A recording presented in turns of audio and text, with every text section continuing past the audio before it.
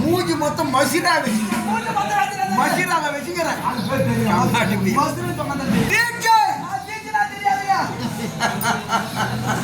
ரோமம் ரோமா காட்டியம்மா ரோமம் தெரியுமா உங்களுக்கு? கேசம் கேசம் தெரியுமா? மெயிறு. ஆமா அப்படி சொன்னதே எனக்கு தெரியும். சுத்த தமிழை உன்னாலதான் நான் கத்துக்கணும். அப்படின்னா தான் தெரியும். ஆமா ஆமா. ஏன்னா கருந்தமிழ் செந்தமிழ் அப்படின்னு சொல்றாங்க. நானும் வளர்ந்து பூரா செந்தமிழ் தான். என்ன பண்றதுங்க? அப்படி பழகிட்டு அந்த அப்பேற்பட்ட பழிவுத்துல படிச்சுக்கிறேன். என்ன பண்றது? போகட்டு நான் யார் தெரியுமா? சொன்னேன் என் தந்தையார், என் தாயார், நாச்சியார், என் பெயர் என்ன? ஒவ்வொன்னா கேளுடைய ஓடு அத்திமலையாரே தந்தையோ சந்தனவரோ தாயோ கங்காதேவி என்னுடைய பெயரோ நாச்சியாரோ.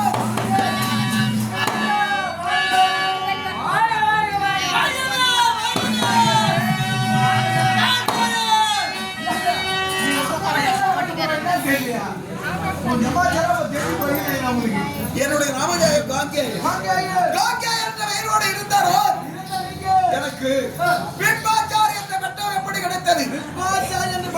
நான் யார் தெரியுமா? நான் உலகில் முற்பிறவியிலே யாராக இருந்தேன், இப்பொழுது பிறவியிலே யாராக வந்திருக்கிறேன் தெரியுமா? முற்பிறவியிலே அஷ்டவசுக்களிலே ஒருவராக வழங்கக்கூடியவன். அப்படிலாம் தெரியாது. அஷ்டம் என்றால் 8 அஷ்டதிக்கு பாலகர்கள். அது போன்ற அஷ்டதிக்கு பாலகர்களுக்கு மந்திரியாக இருந்த அஷ்டவசுக்கள். நாங்கள் அண்ணன் தம்பி மொத்தம் 8 பேருக்கு ஒரு நாள் காரக மார்க்கமாக சென்றோம். சென்ற வேளையிலே வசிஷ்டருடைய ஆசிரமத்தை கண்டோம். அந்த வசிஷ்டரை அடிபடித்து அவர் என்ன செய்தார்? அஷ்டவசுக்களே நீங்கள் வந்திருக்கிறீர்கள். உங்களுக்கு வேண்டிய அளவுக்கு அருமையான போஜனம் அளிக்கின்றேன்.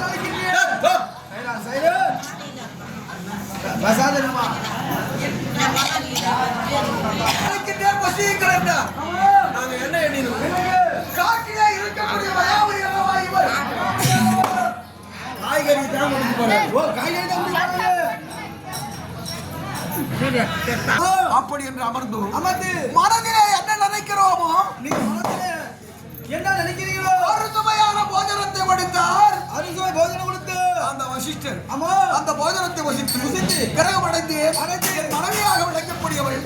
அதாவது வெளியே சென்று வருகிறீர்கள், கால்கரங்களை சுத்தம் செய்து போஜனத்தை வசியுங்கள் என்றார். நான் என்ன செய்தேன்? வயிறு ரொம்ப சாப்பிட்டு வந்திருக்கேன். நான் சாப்பிட்டு அருமையான போஜனம் அண்ணன் தம்பி 7-8 பேரும் சாப்பிட்டு வந்திருக்கோம். எங்களுக்கு போஜனம் வேண்டாம். உங்களுக்கு எப்படி போஜனம்? உங்களுக்கு எப்படி வந்தது? சாதாரண பெண்கள் சாப்பிட்டு வந்து சொன்னா எங்க சாப்பிட்டு கேட்பாங்க. யாரும் சாப்பிட்டு யார் வாங்கி எந்த சக்காளி சாப்பிட்டு வந்து ஜவுட்டுக்கு போன அப்படின்னு கேட்பாங்க. இது உன்னுடைய இல்லற வாழ்க்கை கேட்பாங்க. அந்த வார்த்தையே எனக்கு பிடிக்காத வார்த்தை. உங்களுக்கு பிடிக்காத வார்த்தை இல்லற வாழ்க்கையே தெரியாது. தெரியாதா? ஆனா 3வது போல கேட்பாங்க. என் மனைவி கேட்டதற்கு வசிஷ்டருடைய ஆசிரமத்திலே சென்றோம். அவர் அளித்த அருந்துமையான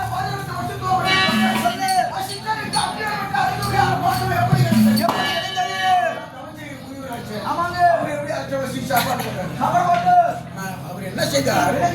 சும்மாதான் உட்கார்ந்தார். காமதேவன் என்ற ஒரு பசு இருக்கு. அந்த பசுவை நினைத்தார். அந்த பசு வந்தது. அதனுடைய அருளாலே இந்த போஜனம் கிடைச்சது. மனைவி என்ன பண்ணா? நமக்கு இல்லாத ஒரு பெருமை, நமக்கு இல்லாத அந்த பசு தவம் பண்ற முனிவருக்கு அந்த பசு அந்த பிறவியிலே கொஞ்சம் பெண்ணாசை அதிகம் உள்ளவன் தான். அஷ்டவசிவாய் இருக்கும் பொழுது மனைவி வார்த்தையை என்ன பண்ண? என் தம்பிமாரி 7 பேரை அழைச்சிட்டு புறப்பட்டு சாரமான முடிக்க சென்றிருந்த வேளையிலே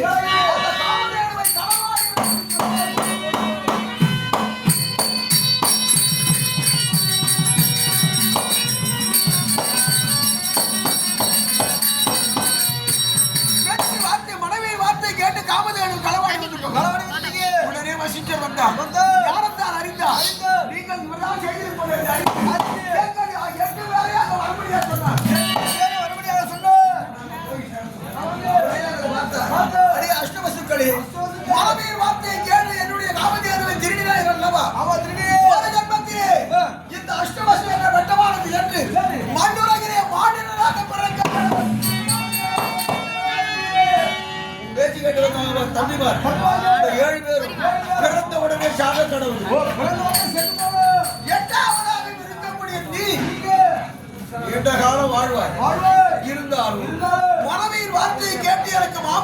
செய்த நீ இந்த பெண்ணாசை என்பதை இருக்கப்படாது.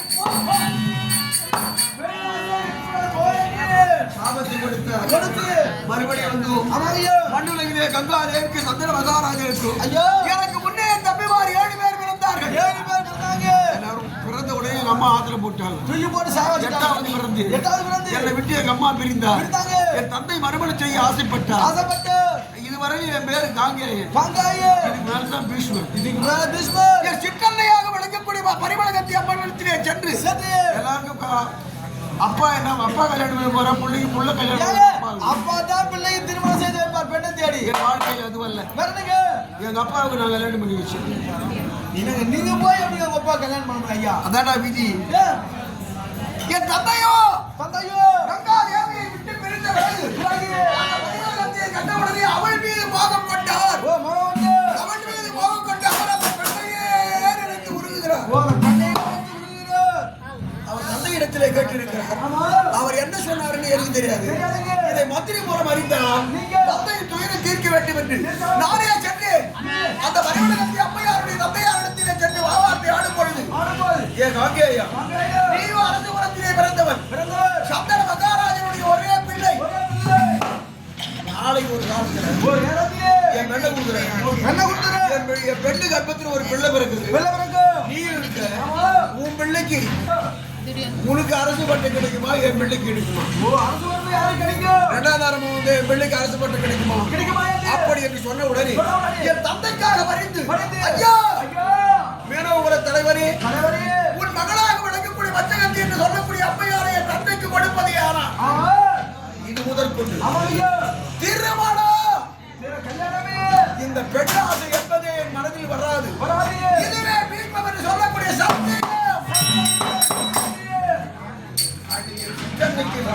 சத்தியம் செய்து கொடுத்ததில் இருந்து எனக்கு பீஷ்மர் பீஷ்மாச்சாரி என்று பெயர். அந்த அம்மையை மணந்தார். அவர் கர்ப்பத்திலே சித்திரவீரி விசித்திரவீரி பிறந்தார். அவருக்கு மனைவி அம்பி அம்பாளியை மணந்தார். அவர் கர்ப்பத்திலே பாட்டு திருவராட்டு பிறந்தார். அவர்கள் பிள்ளையாக விளங்கக்கூடிய 25 மக்கள் ஆண்டு வருகிறார்கள்.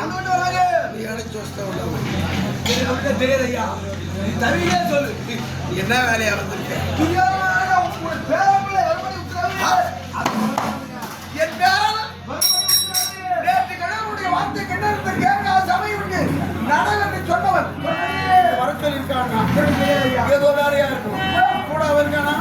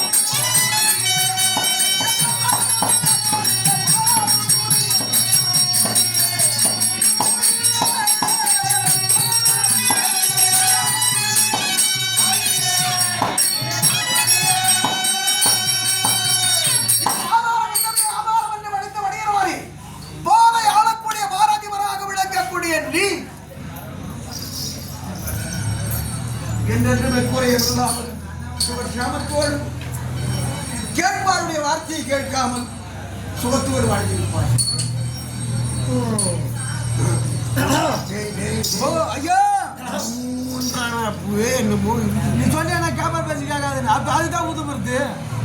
சரி சரி போ. நல்லது பண்ணா உனக்கு பிடிக்காது. இதுதான் இந்த கேமரா பக்கத்துல வச்சுக்கிட்டு தந்தா வர சொல்லா நல்லா இருக்கும். பேச்சு கேட்காது அதெல்லாம் யாரு கேட்டா இப்போ அதெல்லாம் கேட்க. சரி சரி கூட 10 பேர் பேசுவோம்.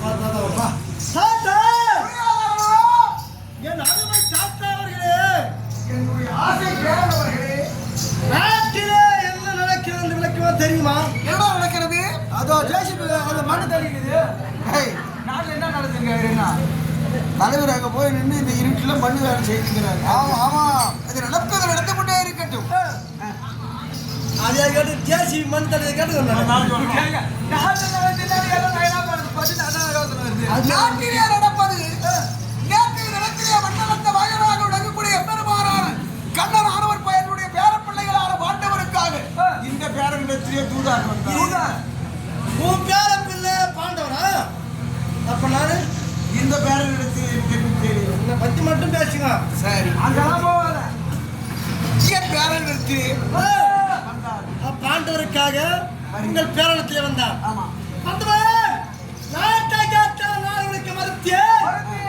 சண்டைக்கு வருவதா கையை எங்களால் முடிந்த வரையில் பாண்டவருக்கு இந்த வீடு ஆகிய கொடுத்து விட என்று தெரிவித்தோம். கிழவருடைய வார்த்தை ஏற்காது போயான நாங்கள் நம்ம அடிக்கடி தட்டிச்சேன். இப்ப கூட்டார தெரியுமா பேசுவேன் தில்லு வேணாம் சொல்லுவாங்க. சொல்லு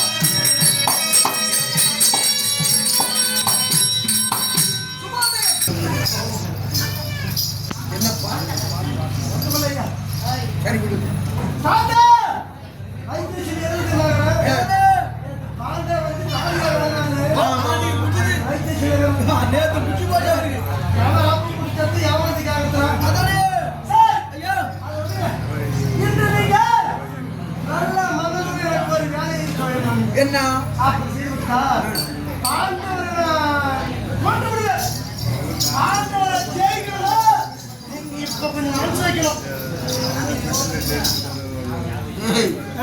நேற்று கை தட்டுறப்போ கேட்கல, பகவானுக்கு நாடு கொடுத்துடுறான்றப்போ கேட்கல. ஐவரை கொள்வதற்கு உபாயம் ஒண்ணு சொல்லணும். நீங்க ஐவரை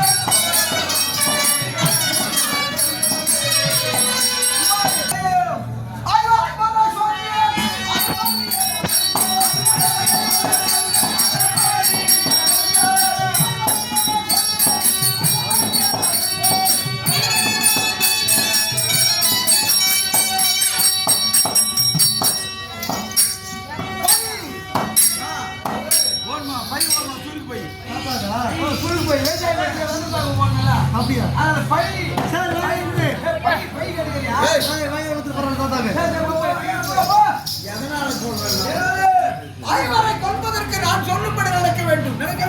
எப்படி அந்த பைவாளர்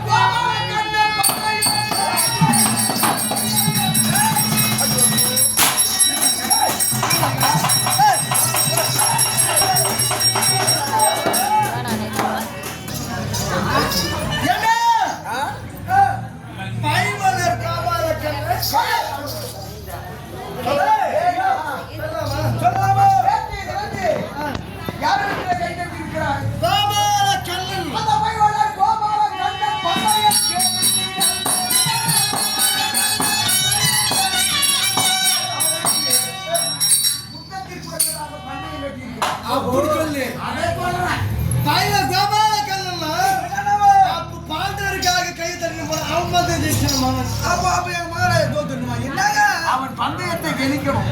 அவங்க பந்தயத்தை கேட்டீங்கன்னா தோத்துணுமா சொல்லிடுறேன். அவர் சொன்ன பந்தய கழித்து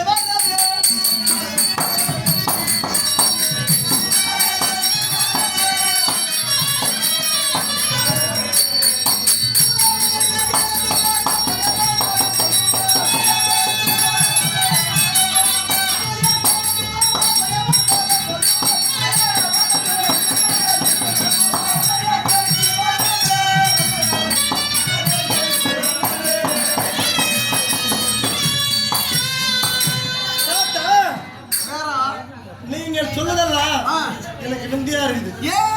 ஏன் நான் கேட்டது நல்ல நாள் இது பலி வைக்கிறதுக்கு நல்ல நாள். இப்படி ஒன்று இருக்கிறதோ நல்ல தெரியாதா உங்களுக்கு? விஷயம் தெரியாது. உங்களுக்கு தான் தெரியாது. இவ்வளவு 886 வயது ஆகுது. 8 வருஷமா வாழறோம். ஆமாங்க தெரியாது. இவ்வளவு வருஷமா வாழறோம்னா அப்ப அவர் எல்லாம் தெரிஞ்சிருக்கு. இந்த 886 வயது வரையும் வாழ்ந்துட்டு இருக்கவே தவிர இதுவரையில் இப்பேற்பட்ட யுத்தம் என்பது நடந்தது இல்லை. ஒரு நாட்டின் மீது செல்வோம், ஒரு நாட்டை வெல்வோம், ஒருவரை பிடிப்போம், ஒருவரை அடிப்போம். அடிப்பீங்க. இப்பேற்பட்ட பிரபஞ்ச யுத்தம் நடந்தது. நீ ஆரம்பிச்சுதான் இப்ப ஆரம்பிச்சுதான். நான் தான் ஆரம்பி போறேன்.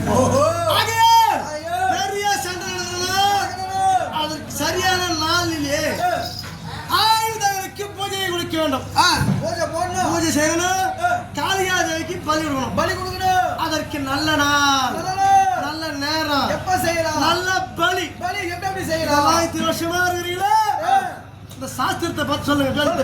என்னையா சொல்லு. அதுதான் சாஸ்திரம் பார்த்து சொல்லு. சொல்லு. என்ன கையை விரிக்கிறா?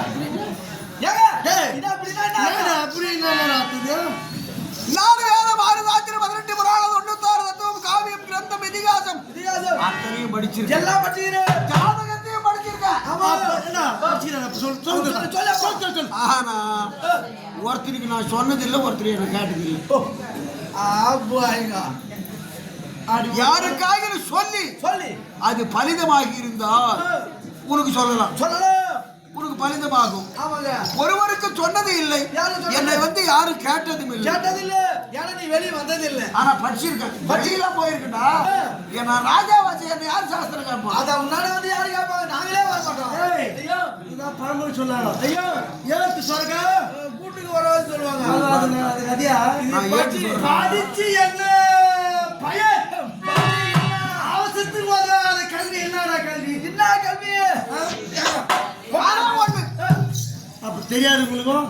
எனக்கு தெரியாதே தவிர சொல்ற ஆளு தெரியும். ஜாலியா தெரியாது. நம்ம கட்சி பக்கத்துல வச்சிருக்கலாம். என்ன பாருங்க, மாமாவை கேட்டா எனக்கு தெரியாது. அப்படி ஒரு ஆள் தள்ளி விட்டார்.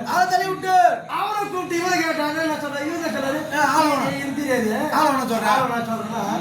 நானே சொல்லலாம். ஆனா சொல்லி பலிதமானது இல்லை. நீ அப்படி சொல்லி பழியாம போச்சுனா யாருக்கு தெரியாது. சொல்லுங்க. ஜாதகத்தை பார்க்கக்கூடிய ஆள் ஒருவர் இருக்கிறார். சாஸ்திரம் பார்த்து சொல்லு.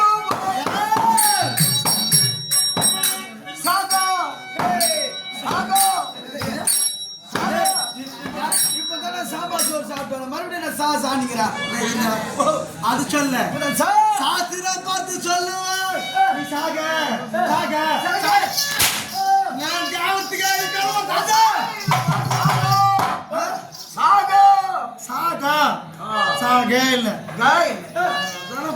சொல்லுவாங்க. சாகா சாகனா சாவு பார்த்து சொல்றாரு. அடிச்சது சரியா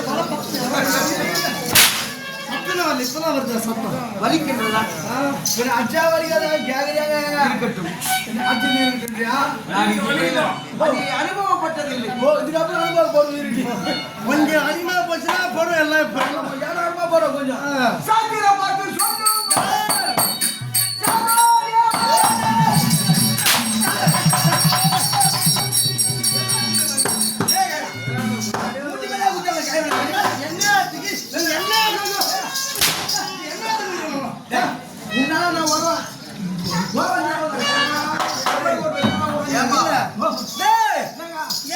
நாட்டுல உயிரோட சுத்திக்கிற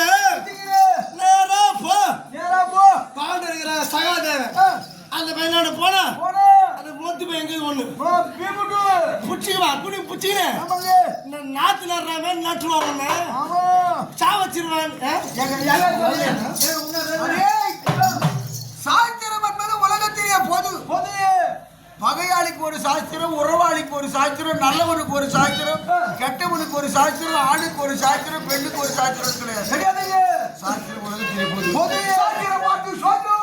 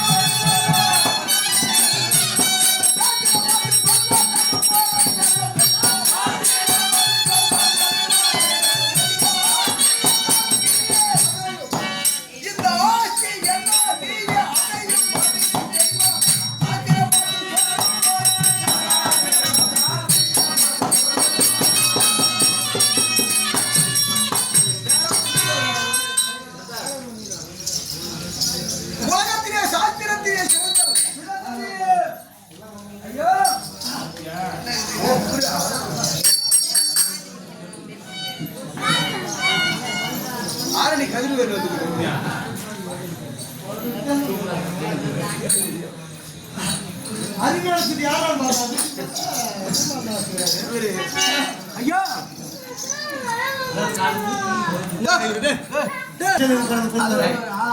அந்த சாஸ்திரத்திலே சிறந்தவன் சகாதேவன் இடத்திலே சாஸ்திரம் கேட்டான். இந்த ஆஸ்தியெல்லாம் நீயே அடைய செய்வாய்.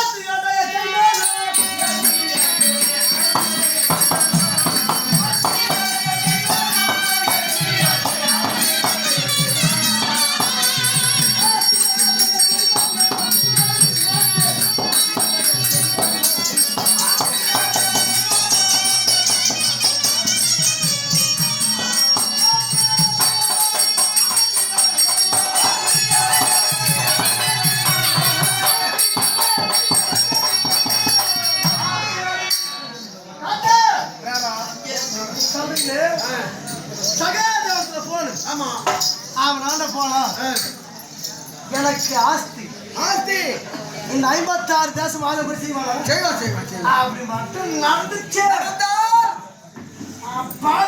நாஸ்தி நாஸ்தி பண்ணுவாங்க.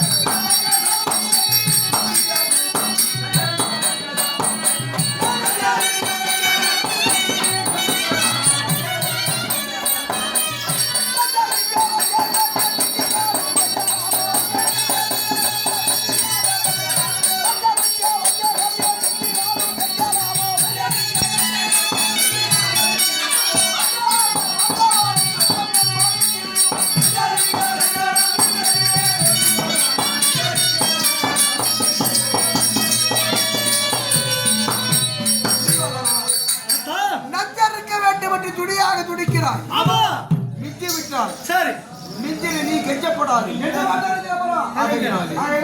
அங்கதான் போய் சாப்பிடு.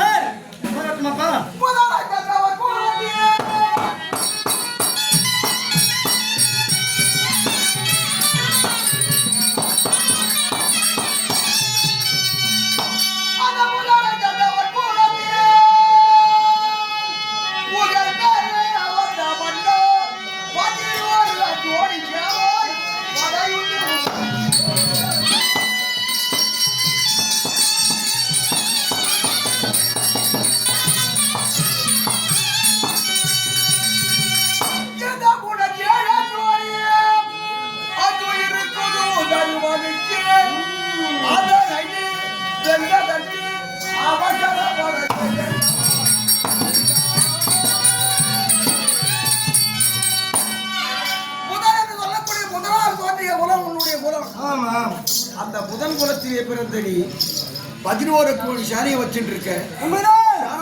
இருக்கிறது 99 தம்பிமார் இருக்கிறார்கள். துரோணர் இருக்கிறார், பீஷ்மர் இருக்கிறார், கிருபர் இருக்கிறார், அஸ்வத்தாமர் இருக்கிறார். அப்படி என்ற ஒரு ஆணவம் தருமனுக்கு 7 கோடி இருக்கிறது. அந்த 50 தானே பண்ணலாமா? நான் இப்ப சொன்ன உடனே நான் போட்டுமான போறப்பறியே அவ்வளவுதான். இல்ல அவசரப்படாதுல இது வயசான கட்ட யோசனை பண்ணும் ரத்தம் எல்லாம் ரத்தம் நிக்குமா தாத்தாவோட போய் மாத்தாவாங்க தாத்தாவை மாத்தான்னு கேட்டானா இன்னும் மாத்தான்னு கேட்டானா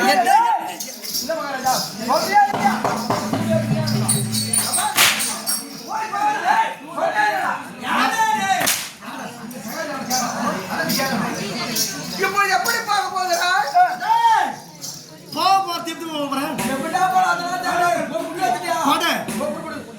படையில மொத்தம் சித்தப்படுத்தி கூப்பிட்டுக்கோ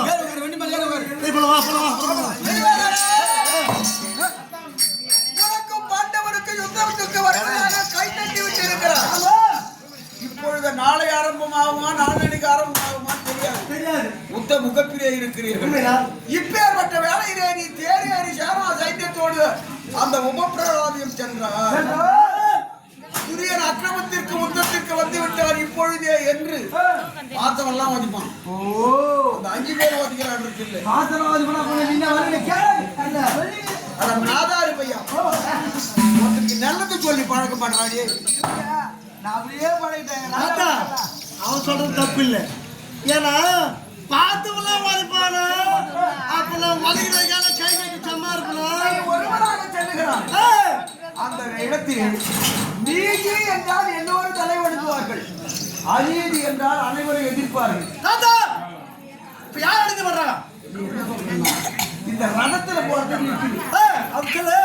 இந்த பகல்ல போறது யானைப்படை கூட்டு யானைப்படையோ குதிரை படையோ காலாட் படையோ இதெல்லாம் எதுவும் என்ன வேணாப்பா? நீ ஒரு வரி அது ஒரு பகல்ல போகக்கூடாது. இரவு நேரத்திலே தன்னை சரியாக சகாதேவனை சந்திக்க வேண்டும். 56 நாட்டின் இளவரசன் ராத்திரியில போய் தன்னும் தெரியாது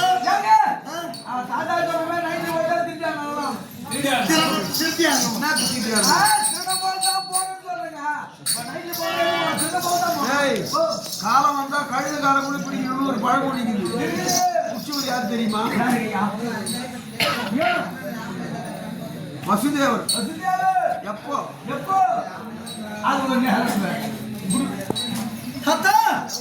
அப்புறம் நடந்து போனோம். எப்பேற்பட்ட பாதம் இது? பாதம் மசில் போச்சுது. ஏனென்றால் அவர் மனதிலே வேற்றுமை கிடையாது, உன் மனதிலே வேற்றுமை இருக்கிறது. பாண்டவரை ஒரு தனித்தரையாக குடியமர்த்தி தங்கி இருக்கின்றார்கள். பகற்காலத்திலே ஆடம்பரமாக சென்றால் பீமன் பார்ப்பார், கருமர் பார்ப்பார், கருமர் உபசரிப்பார். பீமனோ உன்போர் அவசரம் குணம் கொண்டவன். அதனாலே இரவு காலத்திலே தனிமையாக சென்று சகாதேவரை கண்டு உன்னுடைய ஜாதகத்தை கேட்டீர்களே, ஆனால் பகையா என்று பாராமல் நல்ல முறையிலே ஜாதகத்தை சொல்லுவான். அதன் பிரகாரம் பணி நடத்து.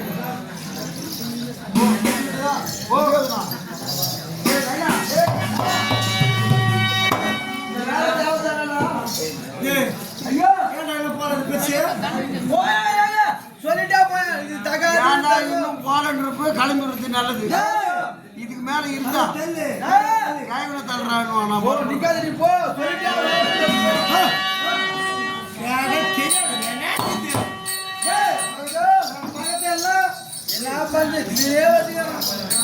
வயசான காலத்துல எல்லாத்துக்கு சரி ஏதோ சொல்லணும். அப்படி வயசான காலத்துல ஒரு சோறு போறாரு பார்த்தா தெரியாது. நீ போய் எதிரான மாட்டினாங்க. சரி விடுங்க சொல்லிட்டாரு சார். பல நேரத்தை போயிட்டு ஆகணும்.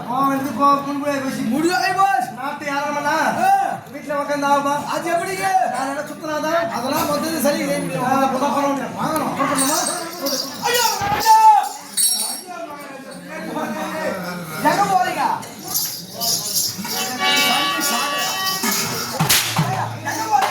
ஐயோ மகாராஜா டே போகும்போது ஐயோ எங்க போறீங்க?